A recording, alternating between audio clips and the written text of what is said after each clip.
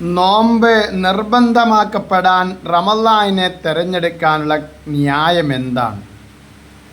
ഷഅബാനിലാണല്ലോ നോമ്പ് നിർബന്ധമായത്.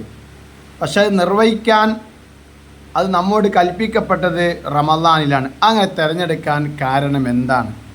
ഇമാം റാസി റളിയല്ലാഹു അൻഹു പറയുന്നു, അള്ളാഹുവിൻ്റെ ഏകത്വത്തിൻ്റെയും അവർ റബ്ബാണെന്നതിൻ്റെയും ഏറ്റവും വലിയ ദൃഷ്ടാന്തമായ വിശുദ്ധ ഖുർആൻ റമളാനിൽ അവതരിപ്പിക്കപ്പെട്ടപ്പോൾ ഉബൂദിയത്തിൻ്റെ അടിമത്തം ഏറ്റവും വലിയ ദൃഷ്ടാന്തമായ നോമ്പ് കൊണ്ട് റമളാനെ ആദരിച്ചു എന്നാണ് റാസി 5-ാമത്തെ വാള്യം 92-ാമത്തെ പേജിൽ ഈ സംഭവം ചർച്ച ചെയ്യുന്നുണ്ട്.